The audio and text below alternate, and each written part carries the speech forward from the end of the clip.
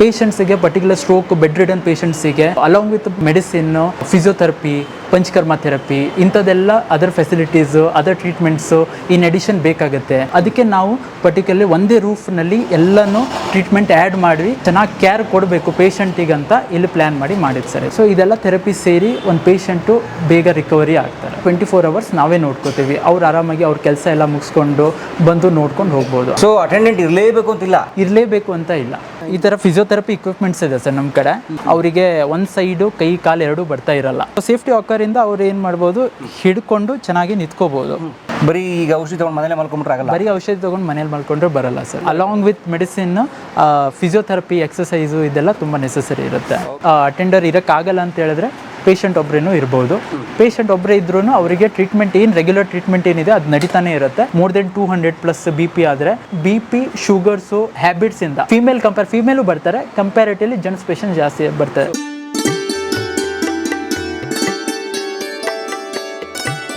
ಸ್ನೇಹಿತರೆ, ಈ ಮಾನಸಿಕ ಒತ್ತಡ ಮತ್ತು ಲೈಫ್ ಸ್ಟೈಲ್ ರಿಲೇಟೆಡ್ ಡಿಸೀಸಿಂದ ನಿಮ್ಗೆಲ್ರಿಗೂ ಗೊತ್ತಿದೆ, ಬ್ಲಡ್ ಪ್ರೆಷರ್, BP ಬರುತ್ತೆ, ಡಯಾಬಿಟಿಸ್ ಶುರು ಆಗುತ್ತೆ. ಅಷ್ಟು ಮಾತ್ರ ಅಲ್ಲ ಸ್ನೇಹಿತರೆ, ಸ್ಟ್ರೋಕ್ ಅಥವಾ ಪ್ಯಾರಾಲಿಸಿಸ್ ಕೂಡ ಆಗುತ್ತೆ ಸ್ನೇಹಿತರೆ. ಪಾರ್ಶ್ವವಾಯು ಅಂತ ಕೂಡ ಕರೀತಾರೆ, ಲಕ್ವ ಅಂತ ಕೂಡ ಕರೀತಾರೆ. ಸ್ಟ್ರೋಕ್ ಆಗ್ಬಿಡುತ್ತೆ, ದೇಹದ ಒಂದು ಭಾಗ ಸ್ವಾಧೀನ ಕಳ್ಕೊಳ್ಳುತ್ತೆ.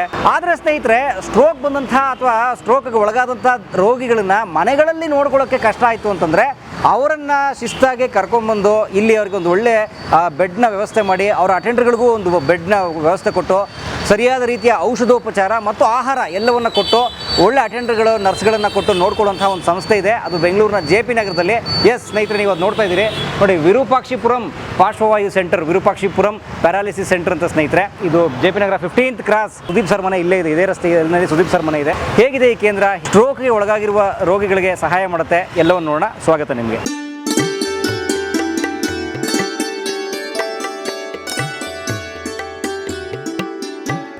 ನಾನು ಡಾಕ್ಟರ್ ಸೂರಜ್ ಅಂತ, MD ಆಯುರ್ವೇದ ಡಾಕ್ಟರು. ಸೊ ಇಲ್ಲಿ ಆಸ್ ಅ ಮ್ಯಾನೇಜಿಂಗ್ ಡೈರೆಕ್ಟರ್ ಇದ್ದೀನಿ. ಇವರು ಪ್ರವೀಣ್ ರೆಡ್ಡಿ ಅವರು ಅಂತ, ಇವರು ಎಂಪಾರ್ಟರ್ ಮ್ಯಾನೇಜಿಂಗ್ ಡೈರೆಕ್ಟರು. ಸೊ ಇವರು ಡಾಕ್ಟರ್ ಮಹೇಂದ್ರ ಅಂತ, ಇವರು ಫಿಸಿಯೋಥೆರಪಿಸ್ಟು.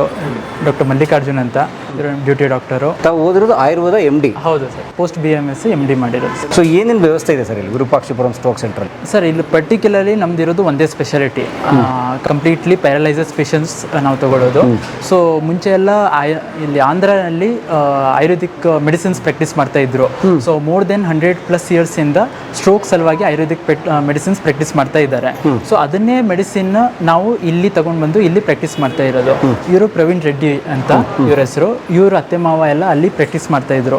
ಮೋರ್ ದೆನ್ 100+ years ಇಂದ more than lakhs of patients treat ಮಾಡಿದ್ದಾರೆ. ಸೊ ಅದನ್ನೇ ಮೆಡಿಸಿನ್ಸ್ ನಾವು ಇಲ್ಲಿ ಪ್ರಾಕ್ಟೀಸ್ ಮಾಡ್ತೀವಿ. ಅದ್ರ ಜೊತೆಗೆ in addition to medicines, Ayurvedic medicines ನಾವು ಪಂಚಕರ್ಮ ಥೆರಪೀಸ್ ಆಗಲಿ, ಫಿಸಿಯೋಥೆರಪೀಸ್ ಆಗಲಿ, ಸೊ ಅವರಿಗೆ 24 hours ಟೇಕ್ ಕೇರ್ ಮಾಡೋದಾಗಲಿ, ಸೊ ಆ ಥರ ಎಲ್ಲ ಫೆಸಿಲಿಟೀಸ್ ನಾವು ಇಲ್ಲಿ ಕೊಡ್ತೀವಿ. ಕರ್ನಾಟಕದಲ್ಲಿ ಬೇರೆ ಬೇರೆ ರೀಜನ್ಸಿಂದ ಸುಮಾರು ಜನ ಆಂಧ್ರನಲ್ಲಿ ಹೋಗ್ತಾ ಇದ್ದಾರೆ. ಸೊ ಅರ್ಲಿ ಮಾರ್ನಿಂಗ್ ಅಲ್ಲಿ ಹೋಗಿ ಟ್ರಾವೆಲ್ ಮಾಡಿ ಹೋಗಬೇಕಾಗತ್ತೆ. ಪ್ಲಸ್ ಬೆಡ್ ರಿಡನ್ ಪೇಷಂಟ್ ಇರ್ತಾರೆ, ಅವರಿಗೆ ಕರೆಕ್ಟಾಗಿ ಕುತ್ಕೊಂಡು ಅವ್ರ ಸ್ವಂತ ಕಾರು ಏನಾದರೂ 4-wheeler ಇದ್ರೂ ಕುತ್ಕೊಂಡು ಹೋಗೋಕ್ಕಾಗಲ್ಲ, ಅವ್ರು ಆಂಬ್ಯುಲೆನ್ಸ್ ಅಲ್ಲೇ ಕರ್ಕೊಂಡು ಹೋಗ್ಬೇಕಾಗತ್ತೆ. ಅಂತ ಜನರಿಗೆ ತುಂಬಾ ಪ್ರಾಬ್ಲಮ್ಸ್ ಆಗ್ತಾ ಇದೆ. ಅಲ್ಲಿ ಹೋಗಿ ವೇಟ್ ಮಾಡಬೇಕಾಗುತ್ತೆ, ದೊಡ್ಡ ಕ್ಯೂ ಇರುತ್ತೆ. ಪ್ಲಸ್ ಇನ್ನೊಂದು ಏನಂತ ಹೇಳಿದ್ರೆ ಅಲ್ಲಿ ಹೋಗಿ ಜಸ್ಟ್ ಮೆಡಿಸಿನ್ಸ್ ತೊಗೊಂಡು ಬರಬೇಕಾಗತ್ತೆ. ಸೊ ಪೇಷಂಟ್ಸಿಗೆ ಪರ್ಟಿಕ್ಯುಲರ್ ಸ್ಟ್ರೋಕ್ ಬೆಡ್ ರಿಡನ್ ಪೇಷಂಟ್ಸಿಗೆ so along with medicine, physiotherapy, panchakarma therapy ಇಂಥದ್ದೆಲ್ಲ other facilities, other treatments in addition ಬೇಕಾಗುತ್ತೆ. ಅದೆಲ್ಲ ಆಂಧ್ರನಲ್ಲಿ ಸಿಗಲ್ಲ. ಅದಕ್ಕೆ ನಾವು ಪರ್ಟಿಕ್ಯುಲರ್ಲಿ ಒಂದೇ ರೂಫ್ನಲ್ಲಿ ಎಲ್ಲನೂ ಟ್ರೀಟ್ಮೆಂಟ್ ಆ್ಯಡ್ ಮಾಡಿ ಒಂದು ಚೆನ್ನಾಗಿ ಕೇರ್ ಕೊಡಬೇಕು ಪೇಷಂಟಿಗಂತ ಇಲ್ಲಿ ಪ್ಲ್ಯಾನ್ ಮಾಡಿದ್ದು ಸರ್. ಸೊ ಇದೆಲ್ಲ ಥೆರಪಿ ಸೇರಿ ಒಂದು ಪೇಷಂಟು ಬೇಗ ರಿಕವರಿ ಆಗ್ತಾರೆ. ಓಕೆ, ಈಗ ಪೇಷಂಟ್ ಇಲ್ಲಿ ನೀವು ಅಡ್ಮಿಟ್ ಮಾಡಿಕೊಂಡ್ರೆ ಅವ್ರ ಅಟೆಂಡೆಂಟ್ ಇರ್ಬೋದಾ? ಇಲ್ಲಿ ಅಟೆಂಡೆಂಟ್ ಇರ್ಬೋದು ಸರ್. ಅಟೆಂಡೆಂಟ್ ಇರ್ಬೋದು. ಇನ್ ಕೇಸ್ ಅವ್ರಿಗೆ ಆ ಥರ ಏನಾದರೂ ತುಂಬ ಸಮಸ್ಯೆ ಇದೆ. ಒಬ್ಬೊಬ್ರು ಪೇಷಂಟ್ ನಮ್ಮ ಕಡೆ ಹೆಂಗೆ ಬರ್ತಾರೆ ಅಂತ ಹೇಳಿದ್ರೆ ಅವರಿಗೆ ಪೇರೆಂಟ್ಸಿಗಾಗಿರುತ್ತೆ, ಇನ್ ಕೇಸ್ ಹಸ್ಬೆಂಡಿಗಾಗಿರ್ತಾರೆ, ವೈಫು ಅಷ್ಟೇ ಇರೋದು, ಮಕ್ಕಳು ಜಾಬ್ ಮಾಡ್ತಾರೆ, ವೈಫು ಎಲ್ಲಾದರೂ ವರ್ಕ್ ಮಾಡ್ತಾ ಇರ್ತಾರೆ. ಅವರಿಗೆ ಅವ್ರು ವರ್ಕ್ ಬಿಟ್ಟು ಇಲ್ಲಿ ಬಂದಿದ್ದರೆ ಅವರಿಗೆ ಇದು ಸ್ಯಾಲ್ರಿ ಬರಲ್ಲ. ಅಮೌಂಟ್ ಸಿಗಲ್ಲ.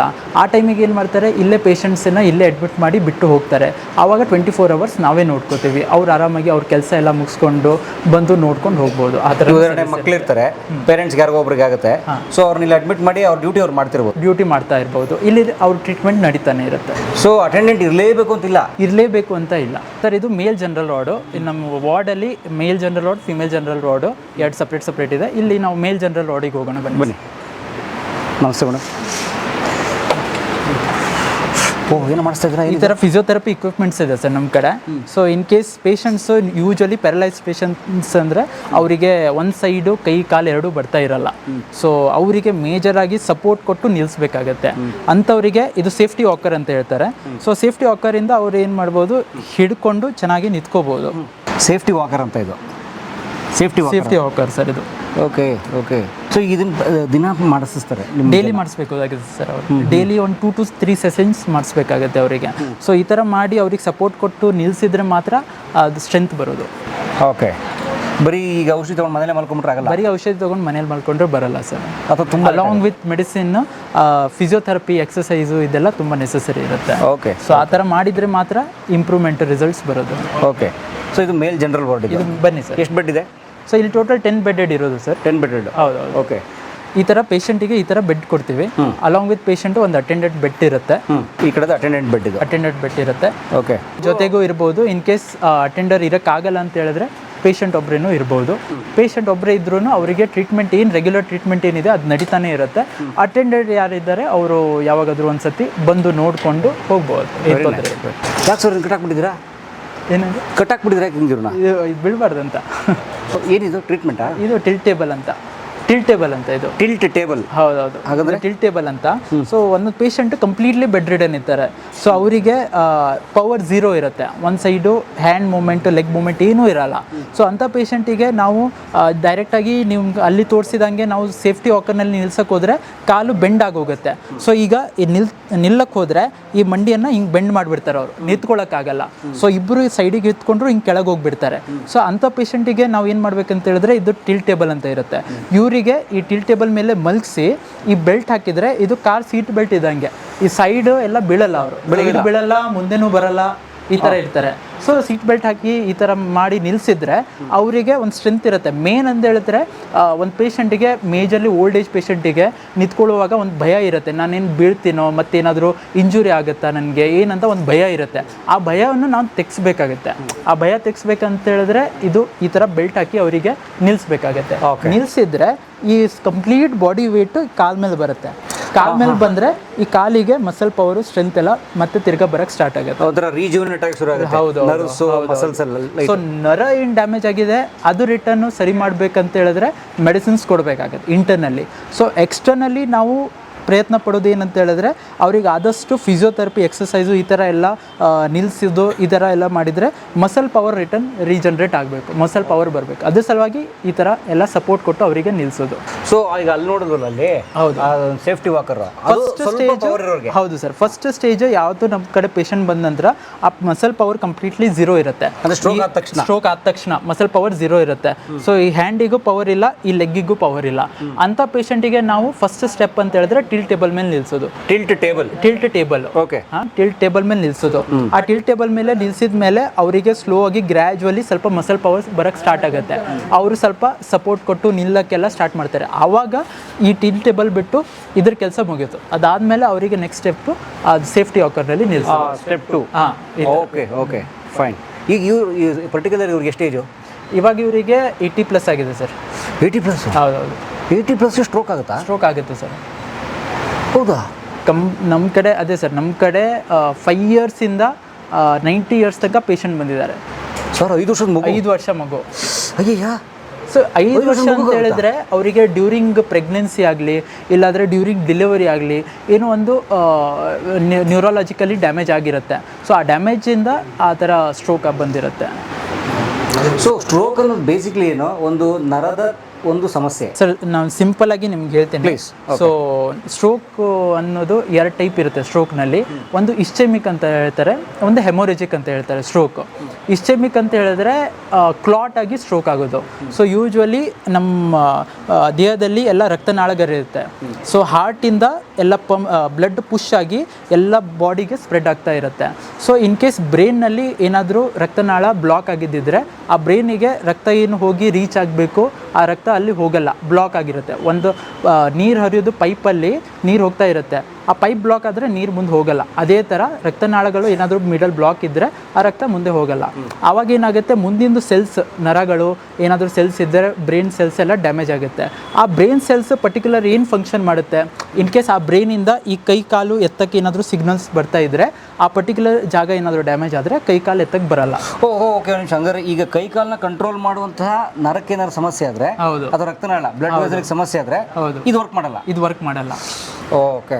ಇನ್ನೊಂದು ಏನಂತ ಹೇಳಿದ್ರೆ, ಇನ್ನೊಂದು ಟೈಪ್ ಏನಂತ ಹೇಳಿದ್ರೆ ಹೆಮೊರೇಜಿಕ್ ಸ್ಟ್ರೋಕ್ ಅಂತ ಹೇಳ್ತಾರೆ. ಸೊ ಹೆಮೊರೇಜಿಕ್ ಸ್ಟ್ರೋಕು ಯೂಶ್ವಲಿ ಆಗೋದು 2 ರೀಸನ್ಸ್ ಇರುತ್ತೆ. ಸೊ ಒಂದು ಅಂತ ಹೇಳಿದ್ರೆ uncontrolled BP, uncontrolled hypertension ಅಂತ ಹೇಳ್ತಾರೆ. ಯೂಶ್ವಲಿ ಫಸ್ಟ್ ಅವರಿಗೆ ಗೊತ್ತಿರಲ್ಲ, ಒಂದೊಂದು ಪೇಷಂಟಿಗೆ ರೆಗ್ಯುಲರ್ ಅವ್ರು ಚೆಕ್ ಮಾಡಲ್ಲ. ಏನಾದರೂ ಹೆಡ್ಡೇಕ್ ಆಗಿರುತ್ತೆ, ಇಲ್ಲಾಂದರೆ ಗಿಡ್ಡಿನೆಸ್ ಬರುತ್ತೆ, ವಾಮಿಟಿಂಗ್ ಸೆನ್ಸೇಷನ್ ಇರುತ್ತೆ. ಅದೆಲ್ಲ ನಾರ್ಮಲಾಗಿ ಅವ್ರು ಏನು ಮಾಡ್ತಾರೆ, ಅವಾಯ್ಡ್ ಮಾಡಿ ಎಲ್ಲಾದರೂ ಲೋಕಲ್ ಕ್ಲಿನಿಕ್ನಲ್ಲಿ ತೋರಿಸ್ತಾರೆ. ಇಲ್ಲಾಂದರೆ ಇವಾಗ ಏನು ಜನ ಈಗ ಟ್ರೆಂಡಿಂಗ್ ಏನಂತ ಹೇಳಿದ್ರೆ ಡೈರೆಕ್ಟ್ ಮೆಡಿಕಲ್ ಸ್ಟೋರ್ ಹೋಗೋದು, ಮೆಡಿಸಿನ್ಸ್ ಏನಾದರೂ ತೊಗೊಂಡು ಬರೋದು. ಡೋಲೋ ಮೇಜರ್ಲಿ ಅವ್ರಿಗೆ ಗೊತ್ತಿರೋದು ಡೋಲೋ ಟ್ಯಾಬ್ಲೆಟ್ ಗೊತ್ತಿರುತ್ತೆ, ಒಂದು ಗ್ಯಾಸ್ಟ್ರಿಕ್ ಟ್ಯಾಬ್ಲೆಟ್ ಗೊತ್ತಿರುತ್ತೆ. ಆ ಟ್ಯಾಬ್ಲೆಟ್ ತೊಗೋತಾರೆ, ಟೆಂಪ್ರರಿ ತೊಗೊಂಡ ನಂತರ ಆ ಸಿಂಪ್ಟಮ್ಸ್ ಕಮ್ಮಿ ಆಗುತ್ತೆ. ಬಟ್ ಮೇನ್ ರೀಸನ್ ಏನು ಇರುತ್ತೆ, BP ಜಾಸ್ತಿಯಾಗಿ ಆಗಿರುತ್ತೆ, ಅದನ್ನು ಅವರು ಚೆಕ್ ಮಾಡಿಸಲ್ಲ.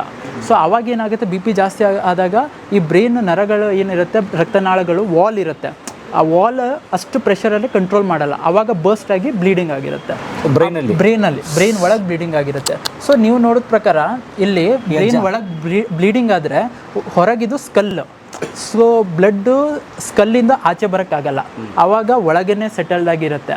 ಆವಾಗ ನಾವು ಏನು ಮಾಡಬೇಕಾಗತ್ತೆ, ತುಂಬ ಜಾಸ್ತಿ ಬ್ಲೀಡಿಂಗ್ ಆದರೆ ಆ ಸ್ಕಲ್ಲನ್ನು ಓಪನ್ ಮಾಡಿ ಬ್ಲಡ್ಡನ್ನು ಆಚೆ ತೆಗಿಬೇಕಾಗತ್ತೆ. ಸೊ ನೀವು ನೋಡಿದ ಪ್ರಕಾರ ಅಲ್ಲಿ ಒಂದು ರಾಹುಲ್ ಅಂತ ಪೇಷಂಟ್ ನೋಡಿದ್ರ, ಓಪನ್ ಮಾಡಿದ್ದಾರೆ, ಅದೇ ಸೇಮ್ ಥರ ಕೇಸ್. ಸೊ ಇದು BP ಜಾಸ್ತಿ ಆಗಿರೋದು. ಇನ್ನೊಂದು ಹೆವಿ ಆಗಿ BP ಜಾಸ್ತಿ ಆಗಿ ಮೋರ್ ದೆನ್ 200+ BP ಆದರೆ 220/120, 200/100 ಆ ಥರ BP, ಮೋರ್ ದೆನ್ 200 BP ಆ ಥರ ಎಲ್ಲಾದರೂ ಜಾಸ್ತಿ ಆಗಿದ್ದಿದ್ರೆ ಸೊ ಇದು ಬ್ಲೀಡಿಂಗ್ ಆಗೋ ಚಾನ್ಸಸ್ ಜಾಸ್ತಿ ಇರುತ್ತೆ. ಇನ್ನೊಂದು ಏನು ಅಂತ ಹೇಳಿದ್ರೆ ಹೆಡ್ ಇಂಜುರಿ.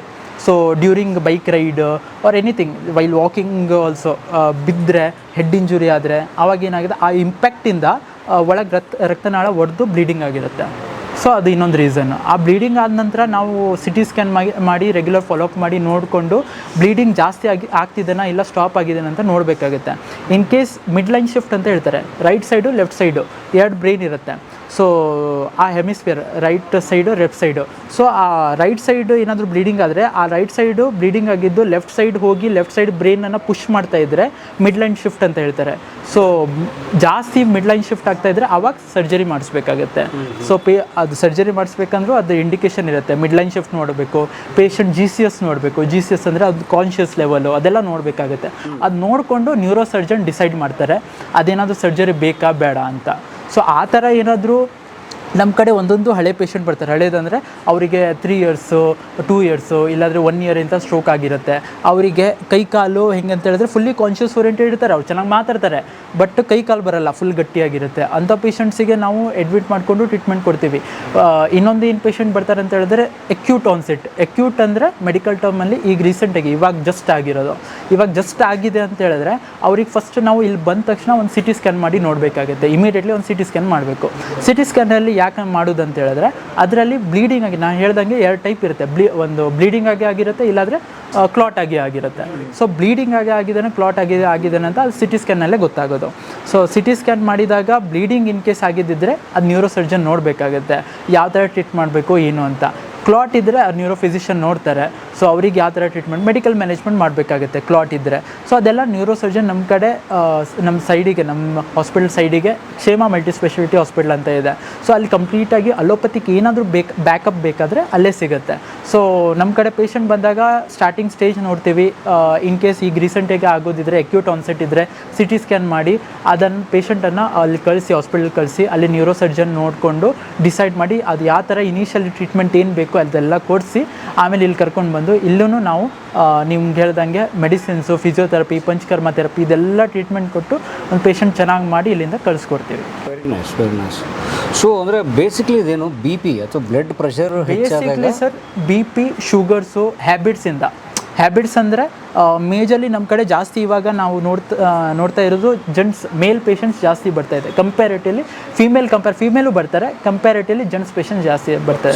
ಯಾಕಂತ ಹೇಳಿದ್ರೆ ಜೆಂಟ್ಸಿಗೆ ಜಾಸ್ತಿ BP, ಶುಗರ್ ಇರೋದು ಲೇಡೀಸ್ ಕಂಪೇರ್ ಮಾಡಿದ್ರೆ ಜೆಂಟ್ಸಿಗೂ ಜಾಸ್ತಿ ಆಗ್ತಾಯಿದೆ. ಇನ್ನೊಂದು ಏನಂತ ಹೇಳಿದ್ರೆ ಹ್ಯಾಬಿಟ್ಸು. ಸೊ ಸ್ಮೋಕಿಂಗ್ ಆಗಲಿ, ಡ್ರಿಂಕಿಂಗ್ ಆಗಲಿ ಇದೆಲ್ಲ ಜೆಂಟ್ಸಿಗೆ ಜಾಸ್ತಿ ಇರೋದು. ಆ ಹ್ಯಾಬಿಟ್ಸಿಂದನೂ ಸ್ಟ್ರೋಕ್ ಜಾಸ್ತಿ ಬರ್ತಾ ಇರೋದು. Okay fine. ಈ ಅಜ್ಜ ಅವ್ರಿಗೆ ಈಗ 80 ವರ್ಷ. ಹೌದು ಸರ್. ಎಷ್ಟು ದಿನ ಆಯ್ತು ಬಂದವರು? ಇವರು ನಿನ್ನೆಯಿಂದಲೇ ಬಂದಿದ್ದಾರೆ ಸರ್. ನಿನ್ನೆ ಅಡ್ಮಿಷನ್ ಆಗಿದ್ದು ಇವರು. ಏನು ಮಲಗಿದಾರೇನೋ? ಅವ್ರು ಸ್ವಲ್ಪ ಡ್ರೌಸಿ ಥರ ಇರ್ತಾರೆ ಸರ್. ಒಂದು ಅಂದರೆ ಬ್ರೈನಲ್ಲಿ ಯಾವಾಗಲೂ ಡ್ಯಾಮೇಜ್ ಇದ್ದಾಗ ಸ್ವಲ್ಪ ಡ್ರೌಸಿ ಇರ್ತಾರೆ. ಸೊ ಗ್ರ್ಯಾಜುವಲಿ ಅದು ರಿಕವರಿ ಆಗ್ತಾ ಡ್ರೌಸಿನೆಸ್ ಎಲ್ಲ ಹೋಗುತ್ತೆ.